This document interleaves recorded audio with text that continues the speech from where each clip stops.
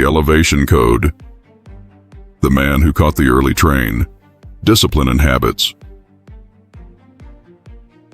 I want to tell you about a morning I witnessed that I have never forgotten. It was just past 5 o'clock, still dark, the kind of cold that makes the air feel sharp and deliberate. A train platform, mostly empty, a few fluorescent lights humming above the wet concrete.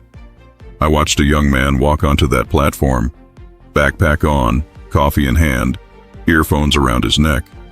Unhurried, deliberate, like a man who had already won something before the day had even started. His name was Daniel, 26 years old.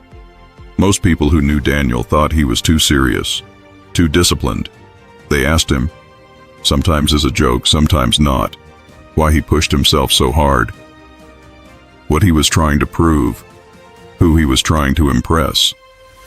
Daniel never had an easy answer for them, because the truth wasn't something he could explain in a sentence. The truth was that he had seen the other version of his life, clearly, up close, and it had frightened him deeply. 2 years before that morning on the platform, Daniel had what he still calls simply his Tuesday. No dramatic rock bottom, no single crisis, just a Tuesday afternoon. He had been sitting on his sofa for 4 hours, not resting, not recovering, just drifting, watching time pass him by like traffic he wasn't part of. He picked up his phone to scroll and saw a photograph of his father, posted by an aunt. His father at 62, still working. Not because he loved the work, because he had no choice. A whole life of Tuesdays. Daniel put the phone down on the cushion beside him. He didn't speak. He didn't make a speech. He just stood up, walked to his kitchen, found a piece of paper, and wrote one single sentence. He stuck it on his fridge, and it is still there today. It reads, "Who are you becoming in the small moments? Not the big moments, not the promotions and the presentations and the turning points that everyone sees. The small ones. The moment between the alarm going off and your hand reaching for the snooze button. The moment between opening a book and opening your phone. The moment between keeping your word to yourself and quietly letting it slide." Those moments, Daniel understood, were not small at all. They were the construction site of everything. Back on the platform, the train arrived.